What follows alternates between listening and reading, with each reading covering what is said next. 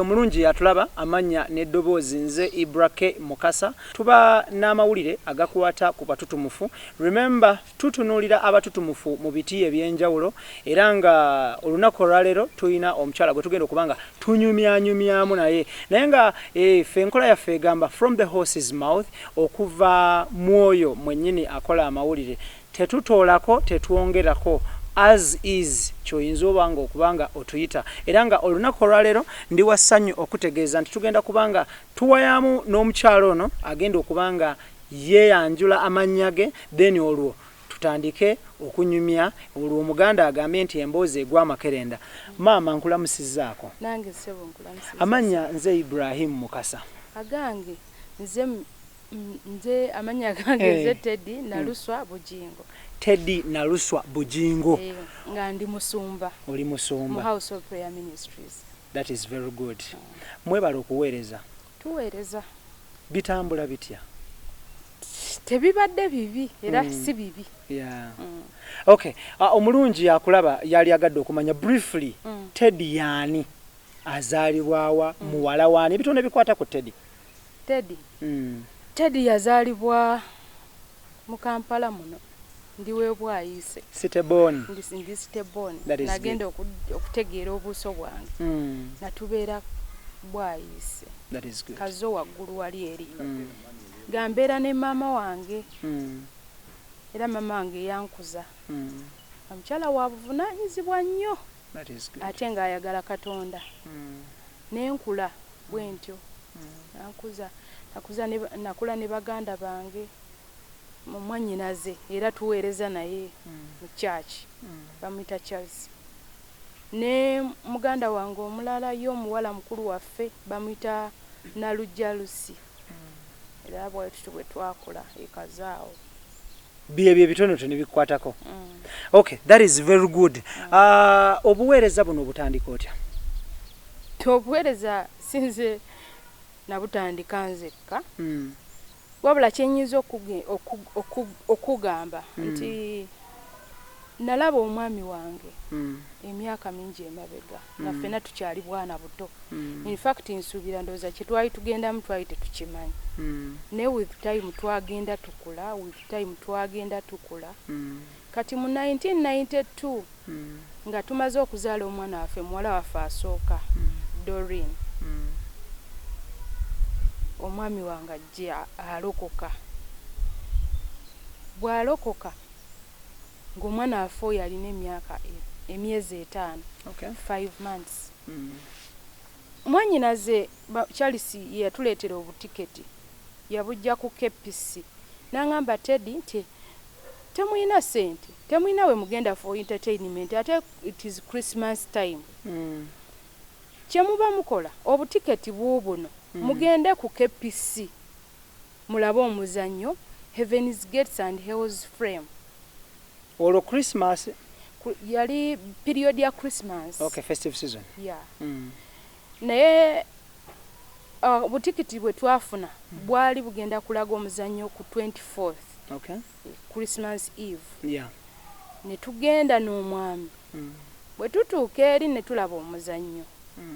Naye nga tetwali tugenzeeko omugina emizannyo emirala, emizannyo byandiwulira, emizannyo kyegyo twali tugenzeyoko akasente bwe kabeerangawo.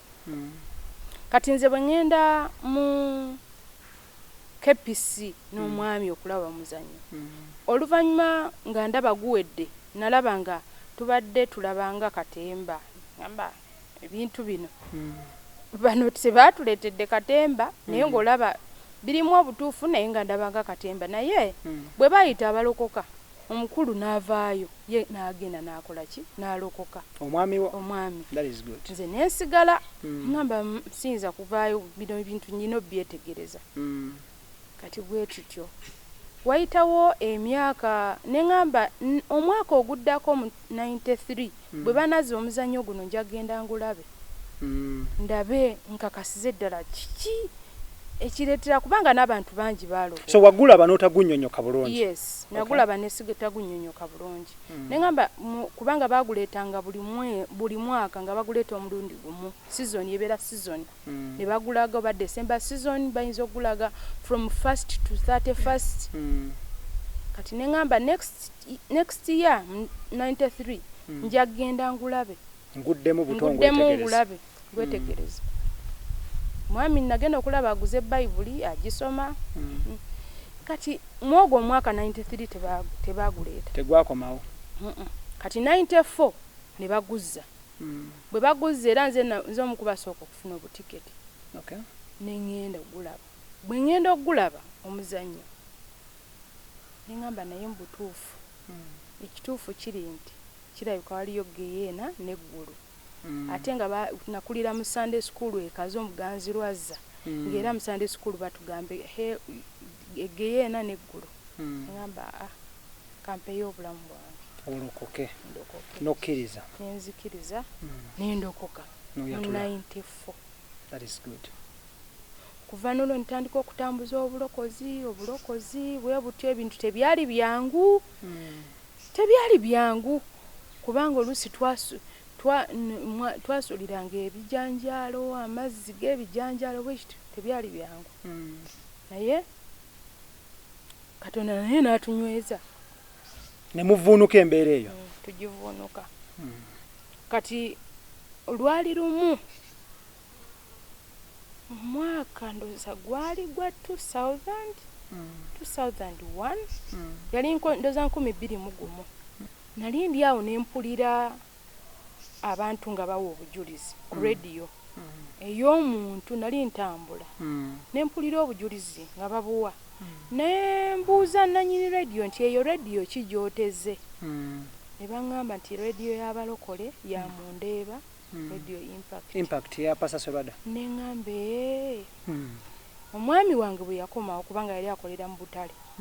Bwe yakomawo ne mugamba omanyi nti nno nawulidde obujulizi nawulidde waliwo radio y'abalokole kubanga ebyo ebiseera abalokole balinga tebalina na chance. Yeah. Ne program ku TV ez'endala ojja kunsonyiwa naye nga ge gaali amazima. Kituufu ya. Nawulirako n'omusumba Kayanja bamuyimiriza there and then alekerawo ku broadcasting okuteekako program ng'ate yali agisasulira. Kati twali tetulina chance. Yeah, ng'abalokole. Yeah. Naye bwe mpulira program nti waliwo radio y'abalokole nali so interested. Mukulu bwe yakomawo ne mugamba okimanyi nti no abalokole tulina radio. Nangamba radio ki nenjimubuulira. Nangambe gwetega nja kola ki nja kubayo n'okutumira nja kutumira. Namugamba kuliko program kuliko omusajja abulira enjiri mbu yali musiraamu n'alokoka kuliko program kuliko ebigambo ebisanyusa kuliko abatumira koye kale gwetega. Era nasiba ku ka radio nga tulina ka radio akatini yali yafuna esimu bagita Ericsson nga kisimu kinene. Kati nga jukira yali yakifuna talina contacts kakati bwafuna chance ya kukuba ku radio. Nga kyekyo kisufu. Era nali ndi awo nga ntumira. That is good. Ningamba bannange Katonda w'amaanyi. Ngandaba kikambwe. Bwetu ne tutambuza obulokole n'ajoyininga Victory eyo Mundeeba. Naye jjukira wali mu kutambuza obulokole bwaffe. Jjukira yalokokera ku KPC nange nendokokera ku KPC mu 94. Ye yaloka mu 92. Nze nendokoka mu 94. Naye nga transport agenda okuva ekazo gye twali okugenda ku KPC yali muzibu. Base tumufuna. Kati nga nze simufuna jjukira nyina abaana. Naye n'abaana njagala bagende mu church basabe. Kati ye nga agenda kubanga bwe yagendanga ku Sunday ng'agenda n'agenda n'asaba n'amala n'agenda ku mirimu gye. Yali akola ki? Katale. Yali atundanga mu katale mu Butale buno obw'emibuulo. Leero olwokuna kali kazo olwokutaano kali kawempe. Okay. Ekyo kye yalinga akola. kati ye ng'afuna chance ogenda nga ku kepisi n'akola ki n'asaba kati ffe ne tufuna nearby church tusabira awo n'abaana bagiyita soul winning church omusumba bamuyita pastor Sozi kati eyo gye nalokokera gye nanywereza obulokozi nga nsabira eyo n'okuba gye nabatirizibwa si kulokoka wabula gye nabatizibwa kubajjukira nali nalokoka dda kati eno gye nabatizibwa ne batutwala ne batubatiza ebintu bwe bityo ne tunyweza obulokozi ye n'agenda mu Ndeeba nze nesigala nga nsabiranga ku soul winning n'abaana mu Ndeeba eno ye yali akolayo kiddala mu Ndeeba ng'ogyeko okusaba yalinayo omulimu omulala gw'akola mu Ndeeba yasooka n'abeera omukulembeze w'abawuliriza aba Impact. Kati oluvannyuma olw'okubeera omukulembeze w'abawuliriza ba Impact ndowooza Musumba Sserwadda ye n'atunulamu ng'alaba omuntu aweereza okuba ng'akulembera abawuliriza ndowooza asobola okusumba alina obusobozi simanyi kwe yasinziira naye nga bwekito bwe kyali bwe yava mu kubeera omukulembeze w'abawuliriza then ne bamutikira ng'omusumba n'abeera ng'asumba njagala tutunuulire ava atya ewa Sserwadda okuva ewa Sserwadda gamba muva muti ewa Sserwadda kubanga time came Katonda n'atublessinga ne tuva ekazo ne tukola ki ne tuva ekazo ne tuzimba akayumba katini kali awo waggulu kati bwe twakazimba ne tuvaayo eri ekazo ne tudda eno kati nga sisobola kuva eno ate genda bwayise so ng'olina kudda mu Ndeeba kati nga nnyina kudda mu Ndeeba era bwe tutyo ne tubeera nga tusabira wamu mu Ndeeba kati emyaka gyayita ng'ali mu Ndeeba ng'omusumba ekiseera ne kituuka n'aŋŋamba Teddy tugenda kukola obuweereza konze era yatuyita nze ne Doreen basatu twali waka mu kayumba kaffe kali akakadde ne tutuula n'agamba tugenda kukola obuweereza kati Doreen olwo ebiseera bye yali agenda kutuula senior 6 we yatuyitira tutuula in fact oluvannyuma meeting ez'obuweereza zigenda maaso ne mwannyinaze naye n'atweyungako ne tutuulanga bana tugenda kukola obuweereza olunaku lwakya lwalina lwa Sunday n'agenda kwolwo n'aŋŋamba nti ngenda genda ewa muzeeyi musiibule muzeeyi Sserwadda kubanga ebintu bwe twatuula namugamba nti bw'oba nga twagala blessings tulina okusiibula muveeyo mu bulungi tuveeyo mu bulungi abantu baleme gamba nti tuli bajeemu nti mwadduse titwadduse era bw'atyo n'agenda ewa muzeeyi Sserwadda lwali lwa Sunday n'amusiibula nze nali mu saaviisi muzeeyi Sserwadda olwo teyabuulira na kubuulira baasiibayo waggulu nga boogera kati kyesimanyi kubanga bino bye bagamba nti teyasiibula oba teyasiibula baaliyo mu ofiisi babiri kyotamanyi kye baayogera kyesimanyi kye baayogera nenze nali mu service naye nga agenda y'okubeera ne meeting waggulu yali yakumusiibula mu butongole ng'omuntu omulala yenna yesu omulungi atulaba tuli n'omukyala Teddy Bujingo Naluswa mukyala w'omusumba Aloysius Bujingo era nga wano wetusinzidde tuli mu maka gaabwe wetuzze okufuna ebitonotono ebimukwatako n'embeera eriwo gye mulaba mu mawulire okusinga okuwaayiriza n'okukonjera tumunoonyeza tukifune from the horse's mouth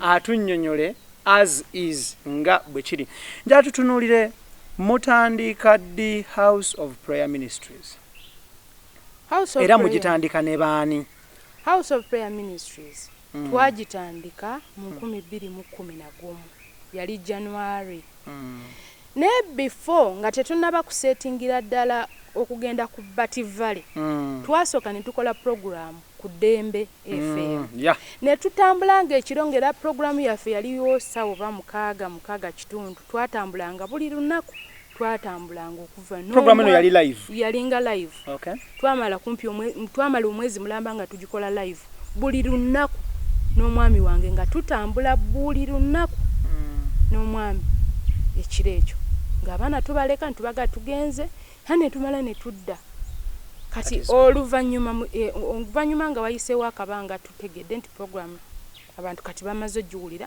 ng'ennaku z'omwezi 24 ogw'olubereberye January 2011 we twatandikira service eyasooka ku Bat Valley Theatre.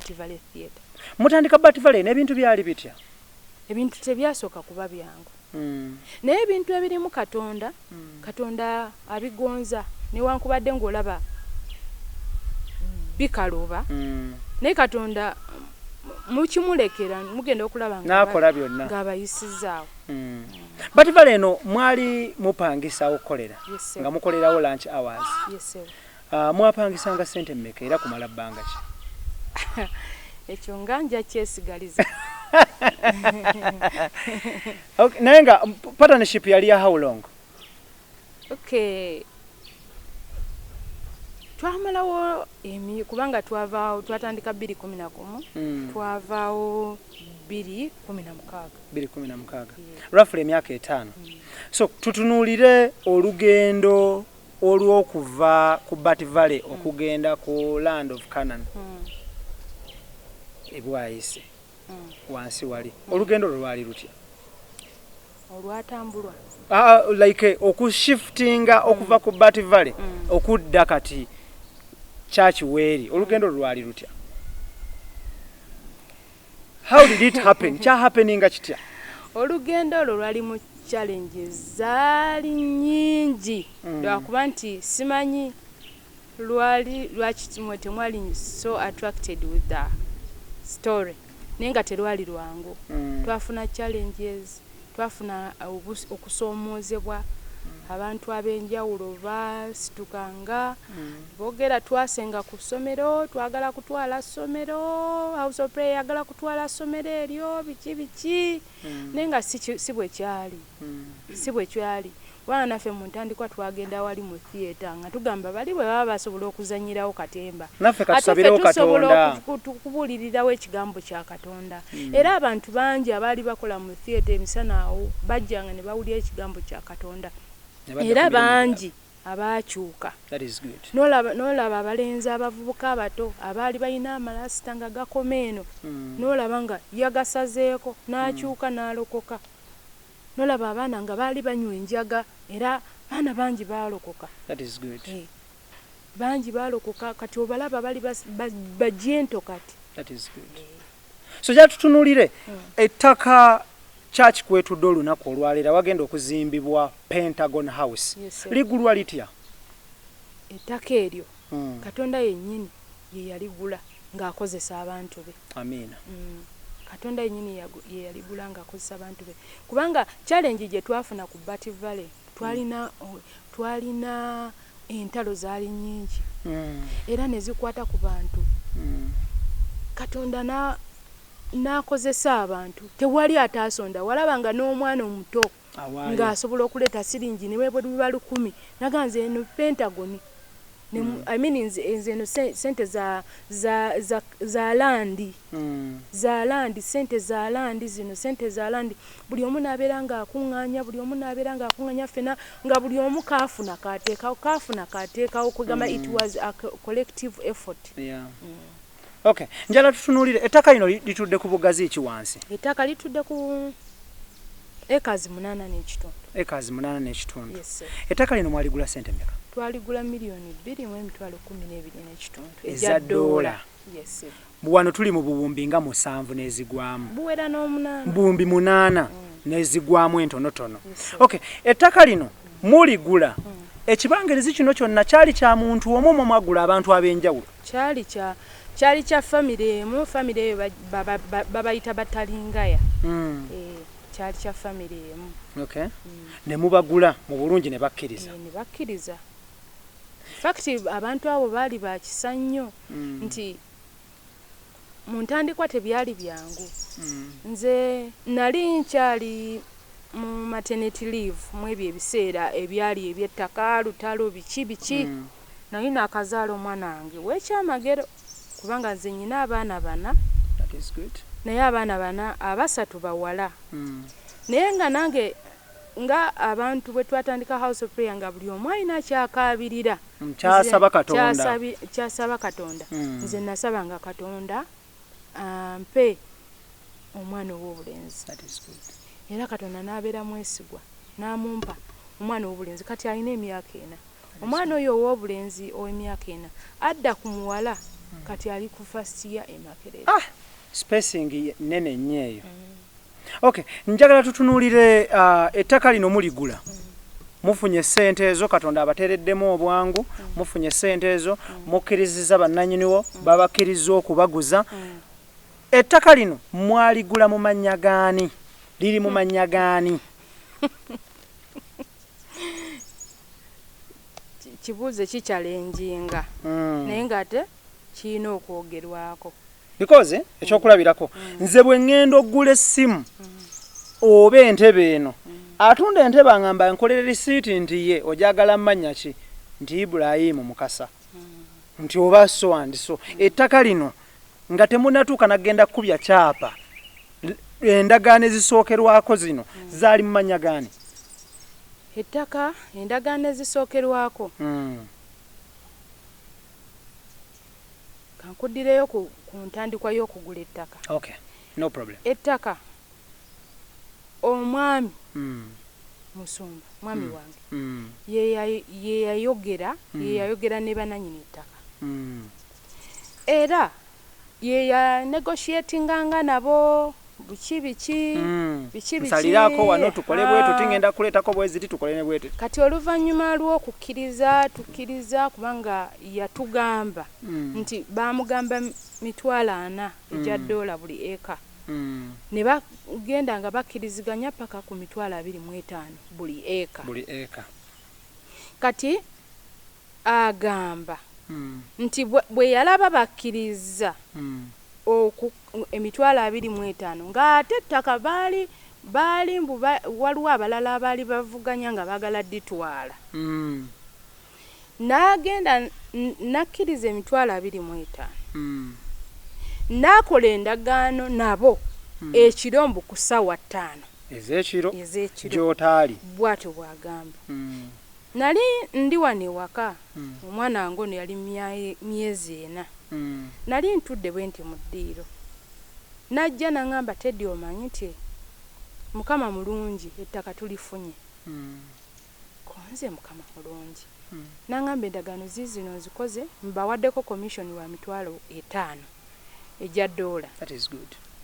Ne mugamba naye nga kirungi Mukama nga mulungi n'aŋŋamba naye omanyi akakwakuliza akaliwo ko gwe nedda konze nedda n'aŋŋamba akakwakuliza akaliwo ti tugenda bawa hafu y'essente ezo tugenda bawa hafu y'ettaka y'essente z'ettaka lyonna ye $1,000,000 mu emitwalo something eya dola mu mwezi gumu.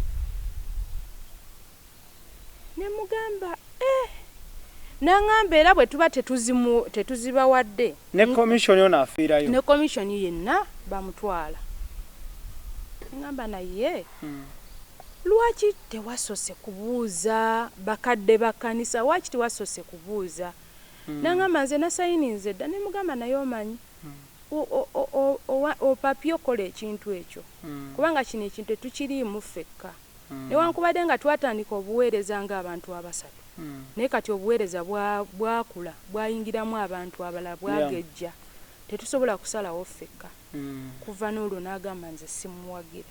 Kasita wayogera ku okyo n'agamba nze ekyakola simuwagira. Okay, kati nnyo maama kambuuze endagaano zino azireeta ku ssaawa 5 ez'ekiro bwe waziraba zaali mu mannya gaani aguze? Endagaano zaali mu mannya endagaano ziraga nti House of Prayer Ministries ettaka nti family y'abatalingaya eguziza House of Prayer Ministries International. Kati wano Pakyesa n'ateekawo amannya ge nti Alozias Bugingo ye Pakyesa. Okay. Kati era kino ekiriwo nti twagala kubba ttaka biki osobola okubba ekintu ky'otalinamu yadde erinnya lyo kubanga Pakyesa lyerinnya lye nti Aloysius Bugingo ye purchase naye nga ettaka lya House of Prayer naye Aloysius Bugingo ye purchase. Okay, njala tutunuulire bwe mutuuka ku extent gwe omugamba nti opapyemu lwaki tewa consultants ba elders mu church n'agamba nti kati gwe omulwanyisa kyekyaddako n'abeera nga buli kaseera byogera nti mulwanyisa nze siwagira bintu byakola nenyimirira ne mugaa tofaayo naye Katonda n'abeera mulungi abantu ne barespondinga ne baleeta ssente ne tusaba essaala n'akubiriza abantu ekintu Katonda n'akiteeka abantu ku mutima era abantu baleeta ssente ne zisasulwa ettaka ne liggwayo essente zaaleetebwa naye ziba nga ebulayo ennaku ndooza nga 2 ng'essente teziwera nga kubulako $20 aga dola naye nga jjukira tuli ku bunkenke kubanga giri etaano gifiirayo ne wagolokoka omukadde w'ekkanisa bamuyita Mwami Magezi n'amukubira essimu n'amugamba nnyinawo wano $17,000 that is good ejja dola kanjiwe church in fact yagamba sente nti yeewola neewole ku lwa church era n'azireeta nga wabulayo ndowooza essaawa nga 6 only 6 hours to beat the deadline gweko n'amukubira n'amubuuza musumba esente zaaweddeyo n'amugamba kubulako $3 ejja dola n'amugamba nkubulire siina kyakola kangende maaso kino tukiyingiremu nsanga ku banka wano ne wano sente nezikolaki neziteekebwako neziwera sawa zagenda okwera 6 nga sente zigenzeeko nemufuna ettaka ekitundu ekisooka kubanga zaali zirina kusasulwa bwezityo ettaka nekitukonfaminga nti kati ettaka lya House of Prayer. That is very good. Tukyebaliza Katonda ekyo because Katonda yakola ebyamagero ffe ku nsi tetusobola kukola kyamagero wabula ayita mufa abantu okukola ebyamagero. Okay, njagala tutunuulire embiranye naye gantu oyagala kubba ttaka ekula bwetuuka ku mbeera olwaleero eriwo nti oyagala kubba ttaka gwe wali okeddeko n'oyagalako ettaka eryo portion wadde neema sisobola kubanga ekintu kiri kya Katonda tewali nze nsuubira omuntu alina amagezi tewali asobola nakyeyagaliza kintu ttaka lya Katonda. Katonda yakozesa abantu okuba nti bagula ettaka eryo era ligenda kusigalawo forever. Era nze ndowooza nti Katonda embeera eno gye yagolokosezza yalyose n'agigolokosa okutaasa ettaka eryo ng'obudde bukyali. Lwaki? Tomanya. Okay, njala tutunuulire mwawukana ddi obuteeraba eye to eye n'omusumba? Kyekyo tosobola kimbuuza obuteeraba eye to eye kubanga ne ku TV mulaba ne bwe mba nsigadde ewaka bwentunula bwenti ku TV mulaba. Wasembayo ddi okwogera naye? Because eye to eye. Eye to eye. Yes, ne ku church mulaba. Ne ku church. Yeah. Okyagenda ku church n'oweereza? Sikyaweereza kubanga ye yakola programu ez'abaweereza. Ez'abasumba abanaaweereza. Okay. Kati nze yanzijjako. Yakujjako ddi? Yanzijjako yasooka n'anzijja ku lunch hour. Yali 2 nasemba okuweereza mu lunch hour mu 2017.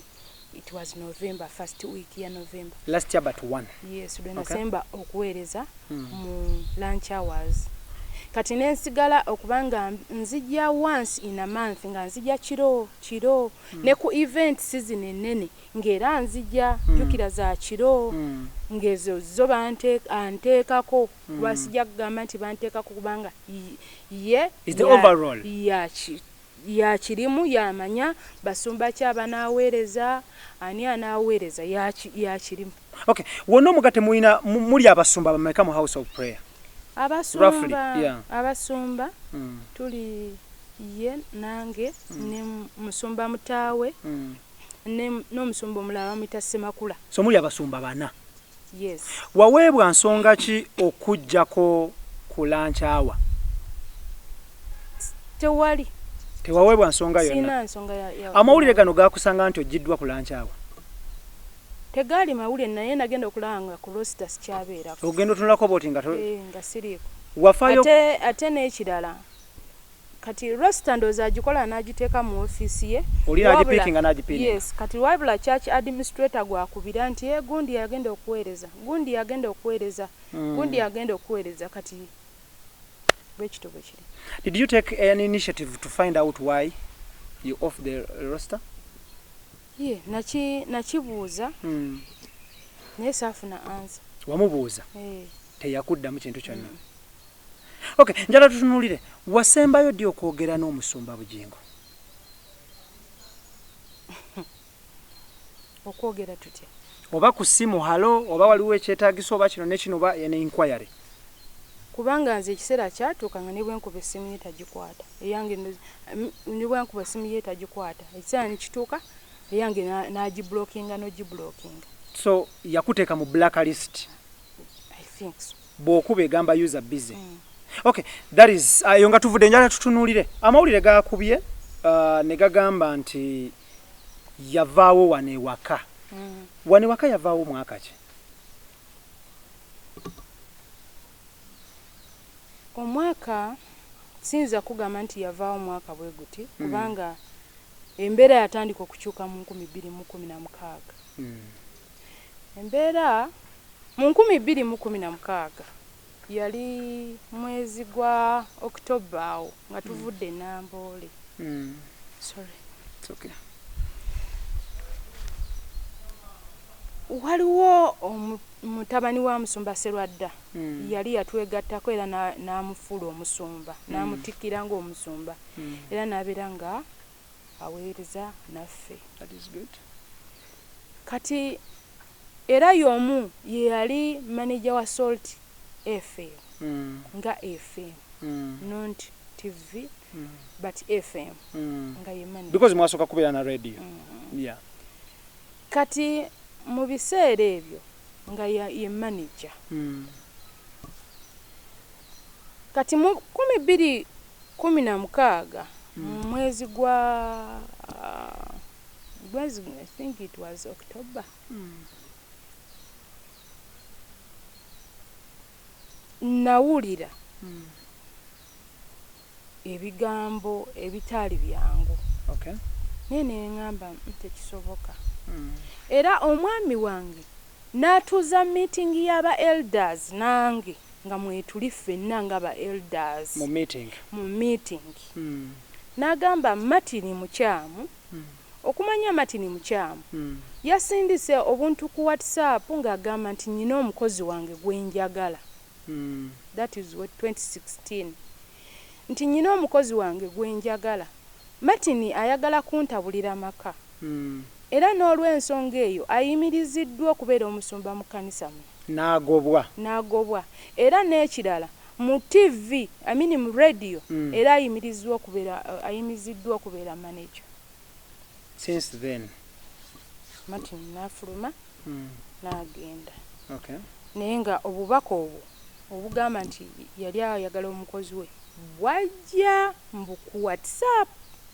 Obubaka wabufuna? Nze saabufuna wabula omukulu yennyini omwami ye yayogera nti waliwo Martin be yasindikidde WhatsApp era n'akwata essimu ye n'atugamba mulaba mu busome. Ne mu busoma. Ne tubusoma. Bwali bugamba ki obubaka?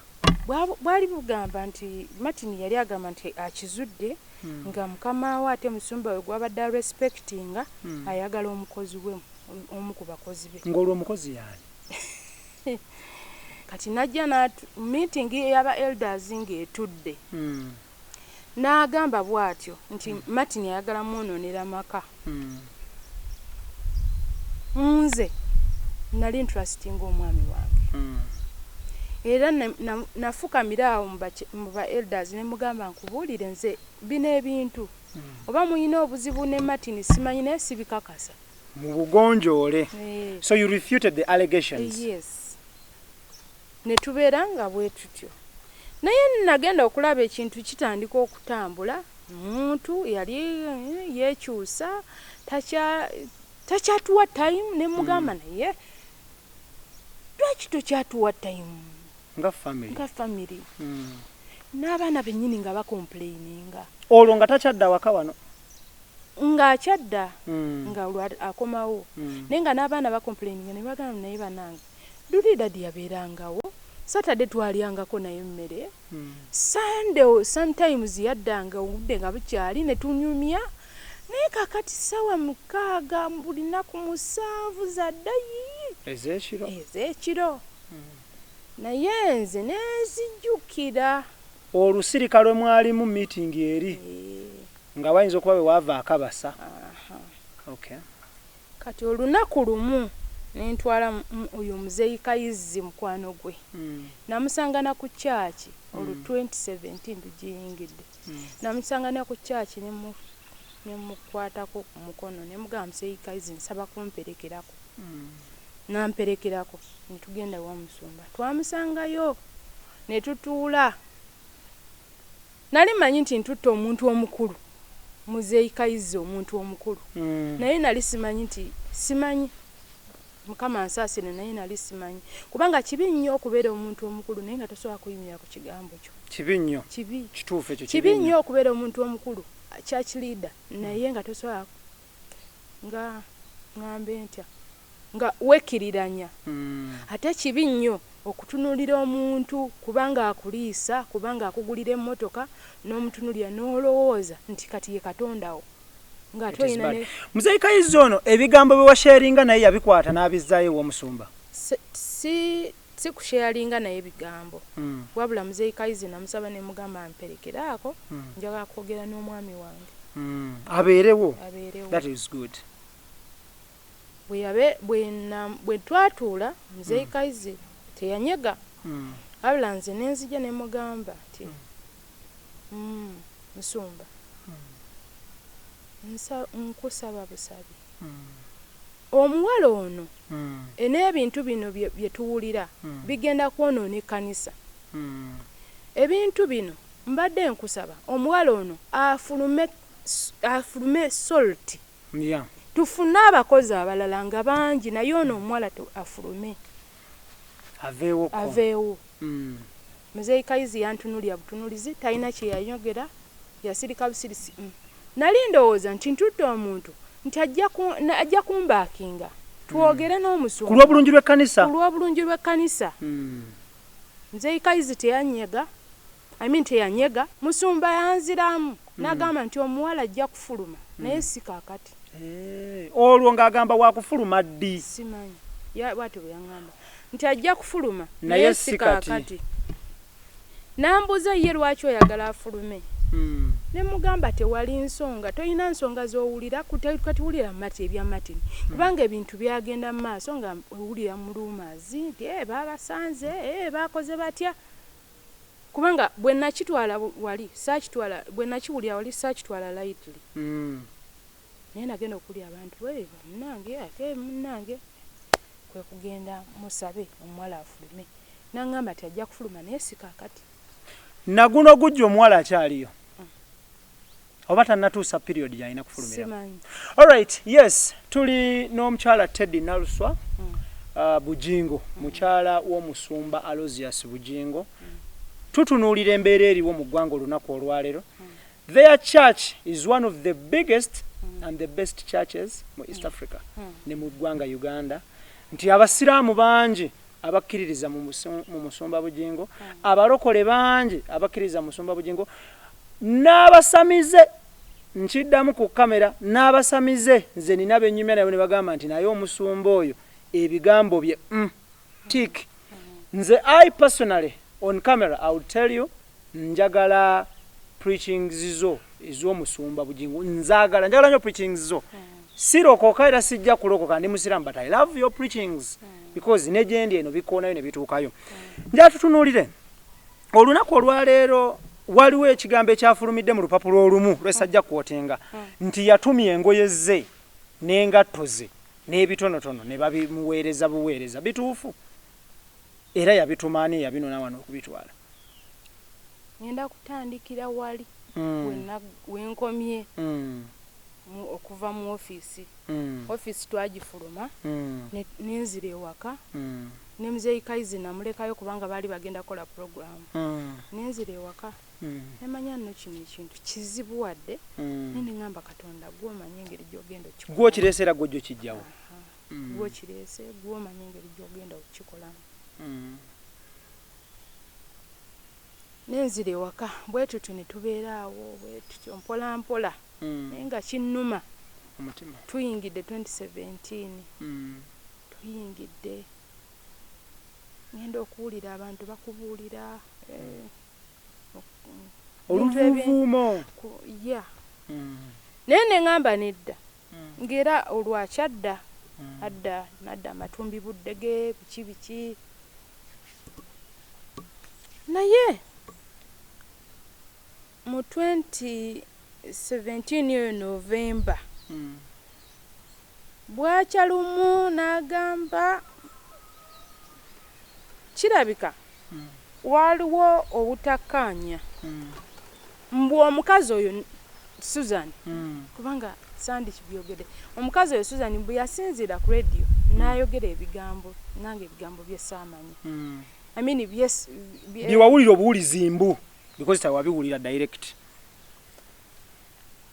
saamanya mbadde gamba nti saamanya kwe byava wabula nabiwulira naye saamanya kwe byava lwaki yakitandika lwaki yakyogera bw'atyo n'ayogera n'agamba nti omuntu yakuba essimu n'amubuuza nti oli ku kiko ye munange ndi eno nyina emivumba gyange naye nnoonya abagigula sibalaba ono omukazi n'agamba nti atofaayo nze njja kufunira bakasitoma kasitoma ali ogu mukyala Bujingo gwe kasona olaba emmotoka ye Primo ng'epaakinze Canaan gwe genda ogimuteerewaawo yamanyiddwa wano mu Kampala okugula emivumba on air kati Doreen yali jjukira nga akyali mukozi waayo n'abiwulira nange nali ntudde ne muwala wange asoma ali ku second year mu university Jesija Bagamba ali ku second year it was a Saturday twali mu ddiiro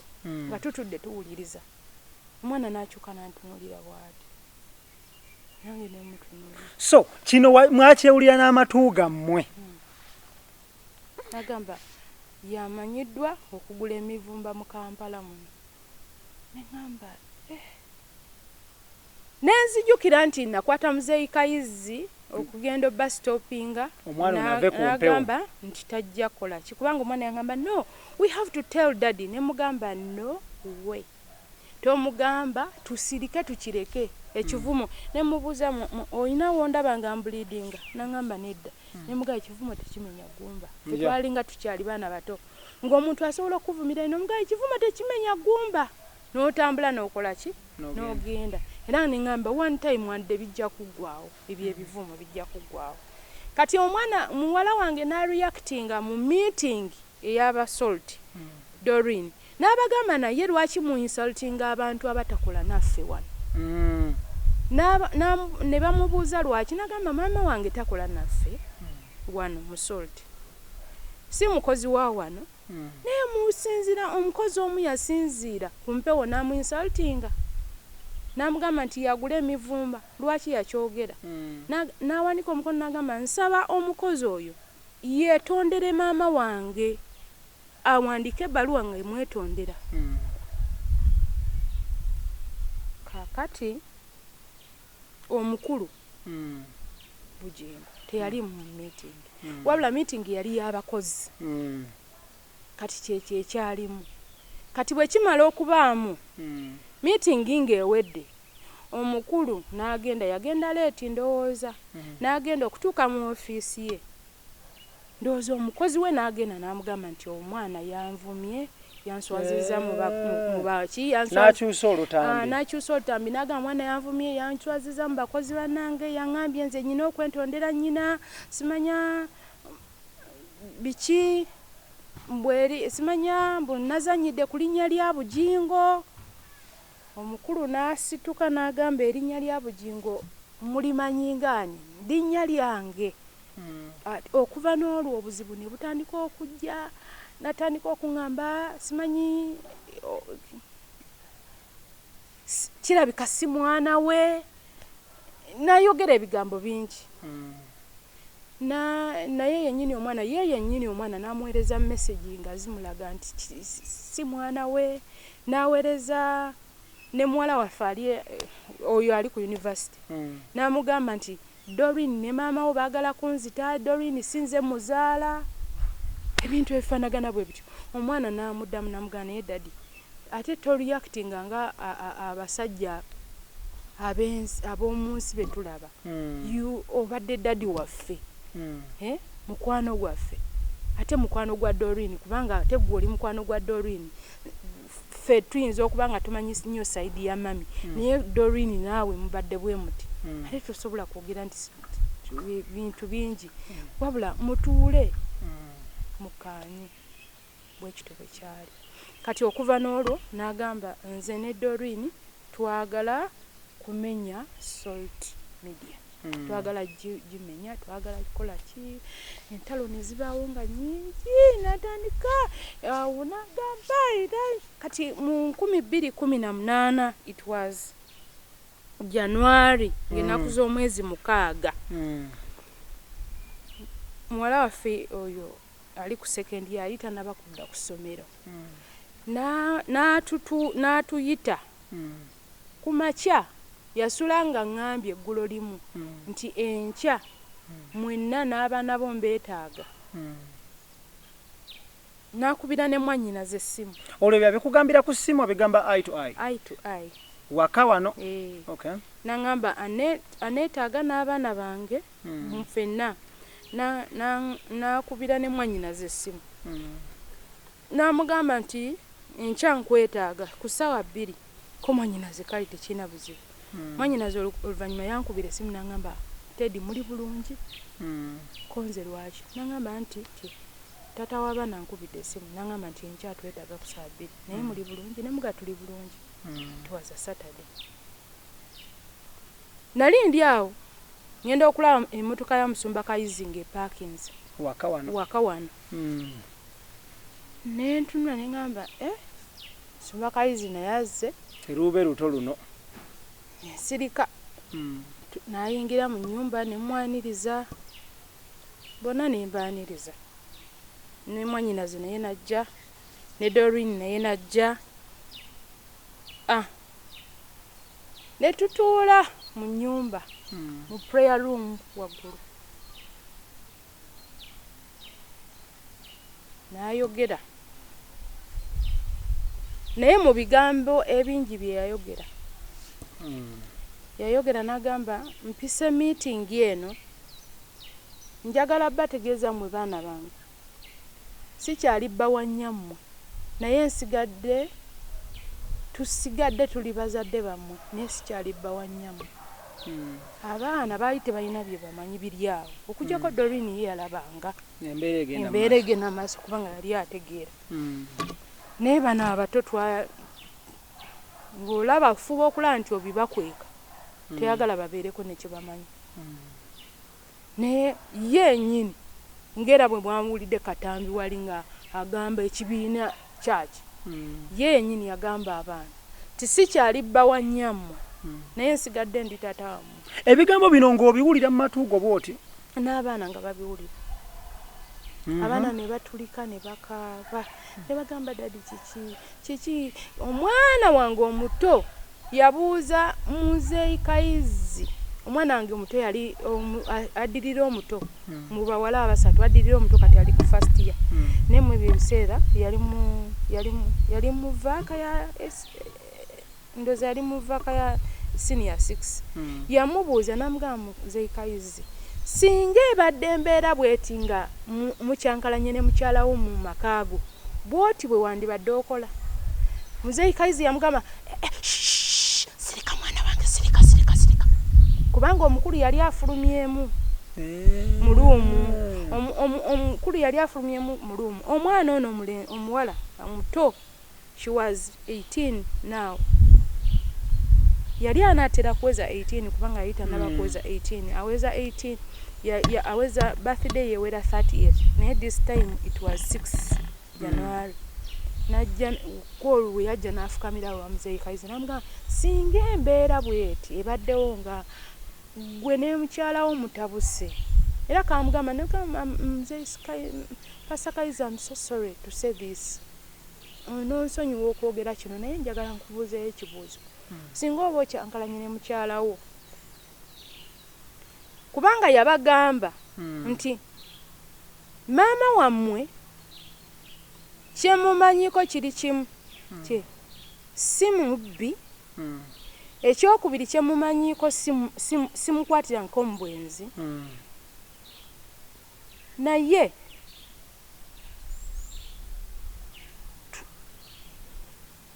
twafunamu obutakkaanya kyeyayogera mu meeting kati omwana kwe kujja n'abuuza omwami ono omukulu eyaliwo ng'omuntu omukulu kubanga ne kojjawe yamutunuulira bw'ati kubanga atunuulira embeera tagimanyi kuba mwanyinaze yali talina kyamanyi.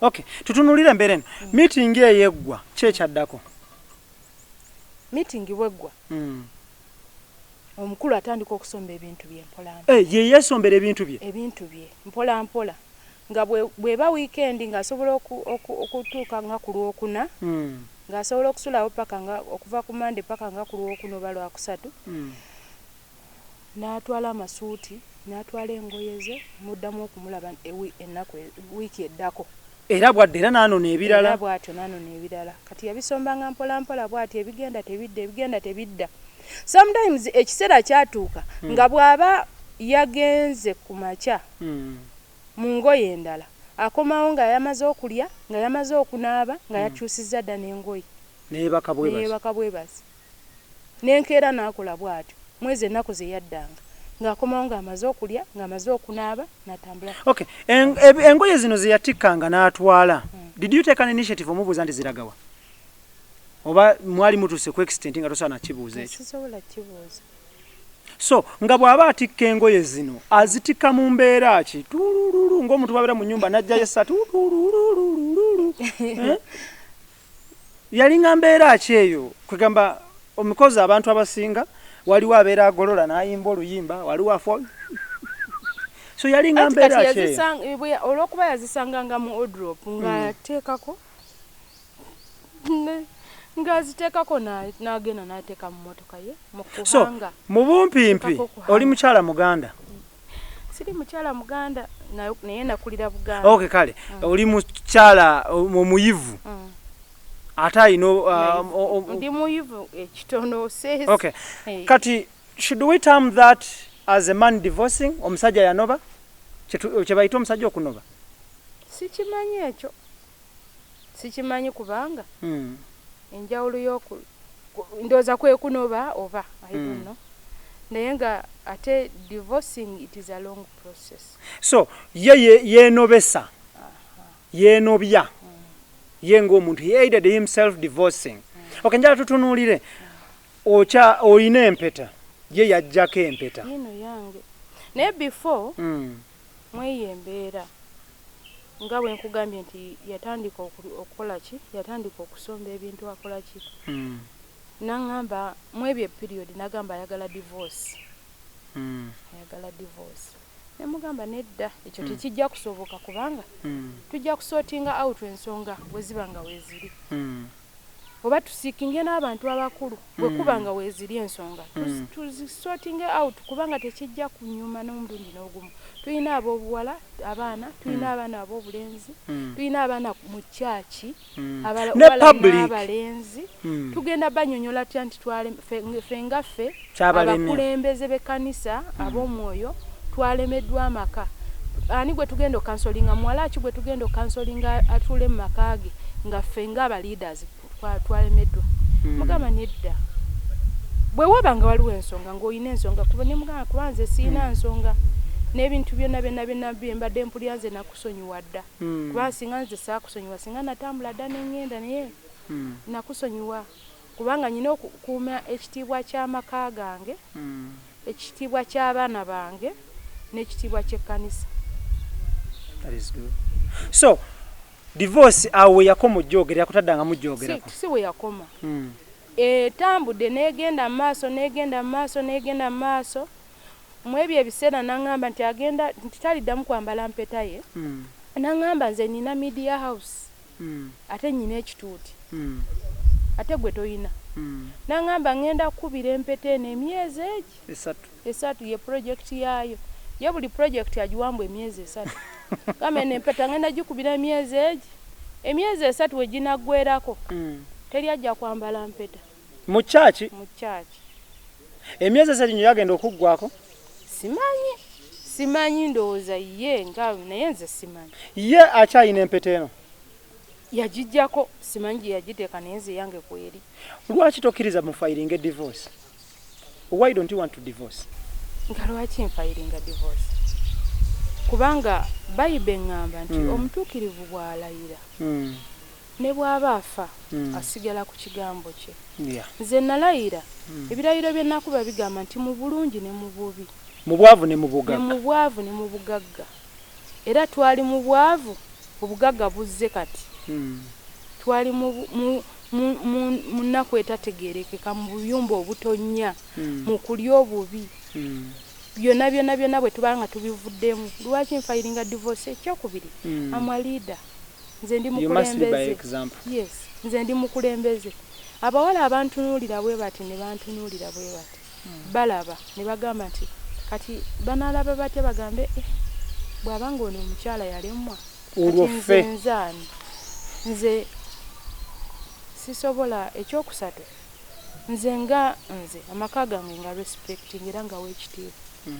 ayagala mubulire ekika kya divorce gye njagala kubanga ye ya moving on abeera ne Susan yakyatula mu that same meeting yakyatula mu bantu ekyo nebuuza nti oba abantu abakulu abamu oba babaki kubanga tebasobola kujjukira nti meeting yemu gye yabatuuzaamu n'abagamba nti gundi ayagala kuntabulira amakampayiriza kati ate ye meeting yemu yabatuuza n'abagamba nti ye abeera ne Susan ne gavumenti yagamba nti ne gavumenti ekimanyi nti mbeera ne Susan gavumenti yeeriwa simanyi yagamba ni gavumenti ekimanyi yagamba nti ne gavumenti ekimanyi nti mbeera ne Susan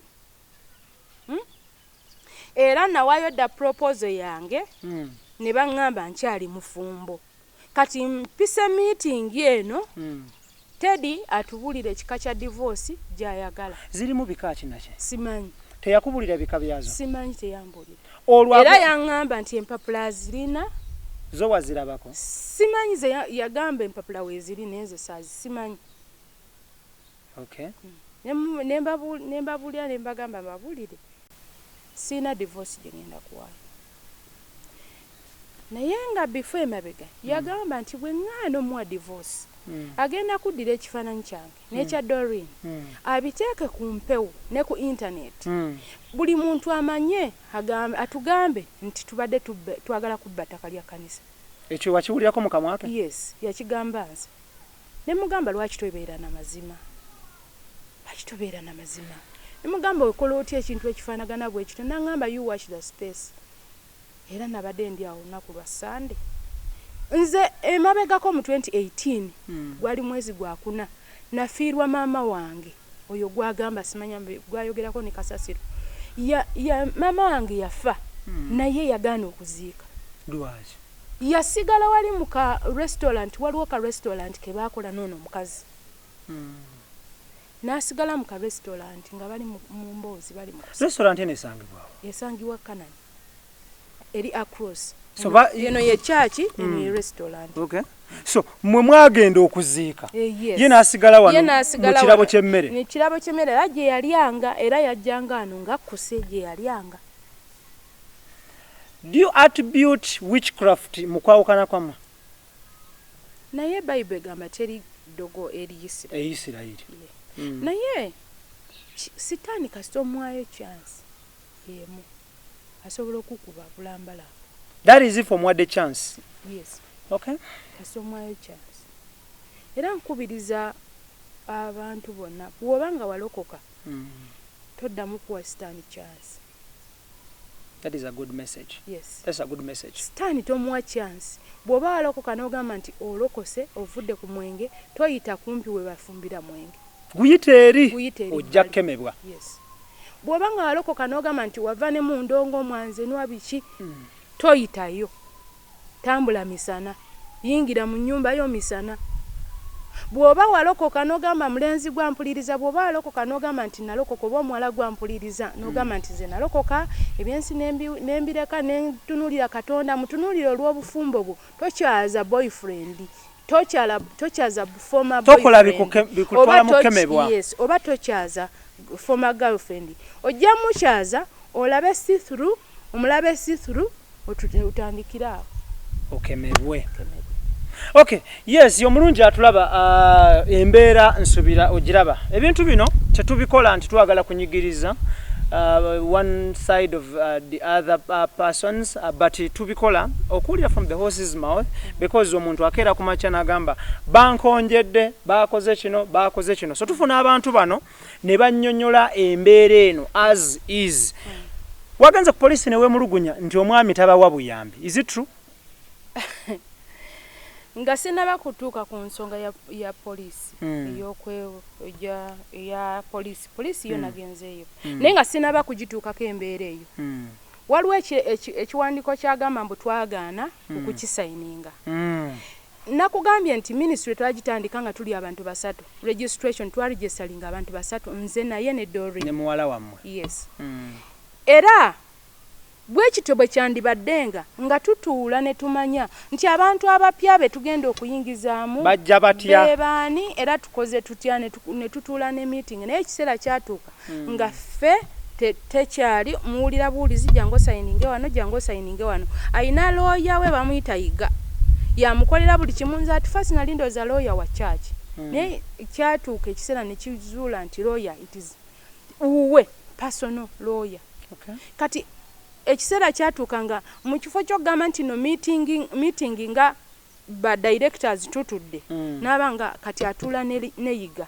bwe bate bwe basalawo ensonga zaabwe kati ffe nga bakunoonya bunoonya oba oli ku kyaki jango sayininge wano oba oli waka sayininga wano okitegeera nga si byagamba nti oba mumadde meeting oba minutes ne tumutuula oba ne muteesa kino oba ne muteesa kiri kubanga ekiseera kyatuuka nze ne mugamba nti obuweereza buno kati bukuze tulina okuba nti no kati abantu bagenda ku board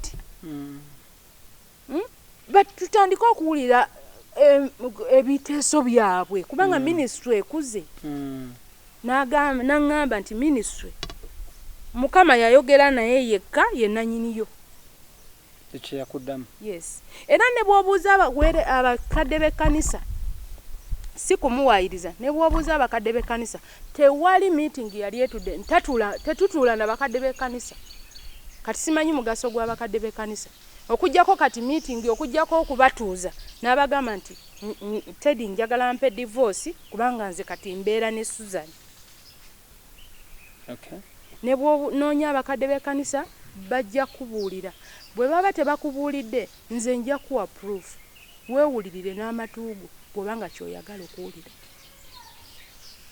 kati kintu kino kyagamba mbu twagaana okusayininga oba kyakuba public nti bano abantu baagaana okusayininga tebaagala kuyingizaamu bantu bonna first of all abantu bayingizaamu teyasooka batugamba naye kyataninge out okutegeerekeka nti abantu omu gwe yayingizaamu ye Muzeeyi Kayizo oli mukwano gwe omuntu owokubiri gwe yayingizaamu ye babiri personal secretary we y'omu ku ba directors kati omuntu owokusatu gwe yeekwasa kati gwagamba public ye Musumba Mutaawe tewali abawakanyiza tewali akiwakanyiza ne twagala kutegeera baani abayingiramu nze yansanga ku kyaki nangamba sayininga wano nze lawyer ndaka waliwo bino ebintu byetagala registrar byetaaga ne mugamba kansooke ensomemu nangamba Teddy nedda okimanyi oli among the directors lwaki tosayininga ningamba then it's okay nentekako omukono bwe nateekako omukono naye nensigala nga mutima siri contented lwaki ampapi okusayininga jukira waka yavaawo dda ne bwemba nga ayagala nsayininga oba kyekeze kubanga nze mbadde nsayininga nga signatory nsayininga kyeke ebisigadde ebyesente account ya house of prayer simanyi kiddako wabula nze nsayininga nga signatory sayininga wano sayininga kyeke akuleetera akatabo n'akugamba sayininga leaflets nga 5 n'oziteekako zonna omukono n'azikwata n'akola ki n'agenda nazo kati tomanya biddako oba kiki ekigenda okugulibwa oba ki ekigenda okugulibwa. Okay, tutuuke ku ky'obuyambi ekyogerwa mu mawulire nti weeripooti ze nti takuwa buyambi. Is it true? Kansoke maleyo kasitole kano katono. Okay, no problem. Ak'okusayininga. Nze nasayininga kubanga bw'abanga agamba nti saasayininga nsi agigireyo empapula ezo eziraga nti nze Teddy saasayininga nasayininga naye Doreen n'angamba sigenda kusayininga nga simaze kola ki kusomamu kubanga ze namugamba nti nsayinize ebintu naye sibitegedde. N'angamba tofaayo nze nja kusomamu ndyoke nsayininge. Omwana bwe yamugamba leka nsooke nsomemu nsayininge yamugamba nedda sayininga. Omwana n'agaana yamugamba sayininga n'agaana. Nina recordings nga amugamba sayininga n'agaana n'amugamba va mu kampani yange era olwero lwe yamugoba. Namugamba genda va mu kampani yange era Doreen n'afuluma kampani teyaddayo paka nakati. Okay. Kati ensi bw'agigamba nti tetwasayininga nze nasayininga omwana yagaana okusayininga ng'ayagala kusooka kusomamu alabe kyasayininga twagala justice kubanga kati tuteekako akatambaala bw'ati ekintu twatandika abantu basatu naye ateekako akatambaala ate tewali akayanira bintu bya church kubanga twagala ministry ekule. Ani atayagala kuleka legacy? Tewali. Buli omu ayagala okuleka omukululo. Okumukululu. Okitegeera? Tewali ayagala kusuula kintu ne bw'aba mwana ng'oyinza okuddira omwana gw'ozadde n'omukuba omugga aleme n'omukuba omumenya amagulu aleme kutambula. Ekisoboka. Tekiraba. Bwekito bwe kiri. Ekintu kino kyombuuziza ekyogenda ku poliisi. Poliisi nagendayo. Nagendayo ku lunaku lwa Monday. Nakulwe Monday. Was it Monday? Nagendayo Tuesday. Ndabika nagendayo ba Monday ba Tuesday. Nagendayo ku Tuesday police. Ku lunaku lwa Tuesday. Abantu batandika okutambulira wano. Era ndoza namwe bwe muzze tusose ne tubagaana. Yeah. Kubanga for security purpose abantu batandika okukonkona bakonkona abantu tetubategeera. Nengamba abantu bano ate jjukira amawulire gaali gamaze okufuluma akantu kaali keyasindika kaali kamaze okugenda viral nga bwe twagala okubba ettaka. Nengamba abantu bagenda tandika okulya singa bagambe nti omukazi ayagala kubba ettaka lyaffe n'omwana bayinza n'okunsanga ewaka ne bakola ki ne bantuusaako obulabe. Nengamba omugezi agenda ku poliisi just in case ne bwe mba ngenze mu supermarket abantu tebankuba mayinja kuba kati ndi ku bunkenke. Ne Doreen yennyini akukubira esimu n'agamba mami oli bulungi nange munange ndi eno tuli ku bunkenke kubanga ya inciting abantu n'abagamba twagala kubba ttaka liri ettaka abantu be baligula naffe ffenna twasonda. Era abantu bwe bali reactinga babeera batuufu naye nga teba reactingirira mu bulimba bw'abagambye. Ekintu kino ku surface ateekawo ekintu ekirala naye ng'alina hidden agenda. Bw'abanga talina hidden agenda kubanga agamba nti yalina media yagenda kutangaaza ensi yali ayogeddeko ku ky'omukazi kye tumugamba yali akyogeddeko yali avuddeko n'akyogera. Ekyokubiri kyagamba nti okumutta buli muntu yenna gwayawukana naye aba agenda kumutta. Yagamba kyaki nga ku media yonna buli omwensi yonna ewulira kyagenda viral nti Martin yamuwa obutwa mutabani wa Serwadda yamuwa obutwa emirundi 2.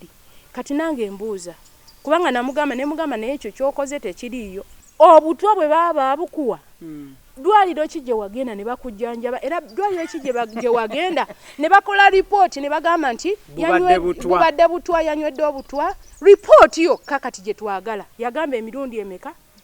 So muba mwetaga report 2. Kati njagala kukubuza obutwa poison okiyita kintu kya muzanyo okiyita kintu kya muzanyo. Nedda. Ekyokubiri abasawo balina okuprovinga ne bagamba nti ono poison bamuwadde poison. Ndooza mubeeramu n'ebika. Kati lwaki tajjaayo ripooti eyo n'agibalaga nti mutabani wa Sserwadda yampa obutwa ekika bwe kiti. Ripooti yiino era abasawo nagenda mu ddwaliro bweki ne baprovinga. Okitegeera? Kati buli muntu gwakyankalana naye gwakyankalana bukyankala njasi kucyankalana naye aba agenda kumutta. Kakati right now wetuli agenda agamba abantu nze ne Doola muwala wange Doola. In fact yogede ku kyabantu bakyankalana nabo. Terakaya yakola ki? Nga yakubwa. Terakaya mujja genda mufune mujja genda mufune kasawo gambye kamwako kamwasi kuwairiza mumunoonye mufune saidi ye kubanga nange nawulira buulize ekiseera kyatuuka nga omukozi yenna kasita ayogera ku mukozi we ono mukwano gwe ng'agobwa kati mwe mubanoonye bababuulire. Okay, lastly nga tuwunzika mukyala Musumba. Njalo tunulire obuyambi mukyabufuna obwa family. Obuyambi kyaweerezayokko weewaawo nga bwakendera kubanga ekiseera kyatuuka ffe twali tulina ka allowance ke twalinga tufuna ku kyaki nga family ya church. Nga family ya church katemebwayo tetukyakafuna kati ate nga ka allowance ako ke kaali kalabirira kaali kamu welfare ya waka. Yes. Kati katemebwayo kati ye bw'aba tuwa obuyambi buva mu nsawo ye tebukyajjanga mu kyalo. Obuyambi buno obufuna otya ku mobile money oba buletebwa ku boda wano oba mu motoka oba ogenda ku card ku kyuma obufuna otya mobile money? Akubira mwannyina z'essimu omuko yabufuna. Yes, buyita mu muko ne butuuke waka. Tweyanziza nnyo obuddebo omukama akuwa omukisa akuyise ne mu mbeera eno ogivunuke. Abasiraamu tugamba insha Allah. Abalungi abadde batulaba yonna gye musinzira okubanga mutulabira mbeebaza nnyo. Thank you so much. Mu mbeera eriwo omuganda agamba tosala gwa kawala nga towulidde gwa kalenzi. We shall make all possible efforts kindly and objectively and positively tunoonye owekitiibwa omusumba Aloysius Bujingo to get his side of the story naye abeere ne byatunyonnyola because at the end of the day we need to be fair, free, fair and balanced.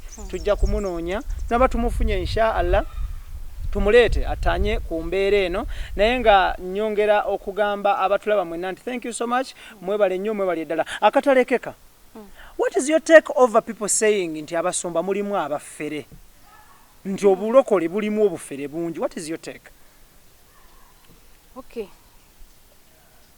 ekintu kino nze sikiwakanya kubanga ebiseera ebisinga omuntu asobola okuba nti atandika bulungi. Katonda bw'aba mu ntandikwa mu lusuku Eden. Katonda yatandika bulungi n'ateekawo Adamu. Adamu n'amucreatingira ebintu byonna. Naye Adamu n'asigala ng'alina kyamisinga. N'amala n'amufunira omukyala nga mujje mu mbirizize. Ekintu ne kijjula Adamu n'abeera musanyufu. Naye time came omusota ne gujja. The serpent. Wali baali basanyufu naye omusota bwe gwajja ne gucyankalanya embeera yonna era ebintu ne bikola ki? Ne bigootaana. Kati ne kaakati mu ntandikwa abasumba abamu oba abantu abamu abayingira mu busumba basooka ne babeera balungi naye ebiseera ebisinga amalala, essente, okwegulumiza bireetera abantu nga Adamu kiri ekyamugwako mu ntandikwa ne kaakati bwekityo bibaayo bwe bityo era sinza kugamba nti teri basumba bafere bo gye bali.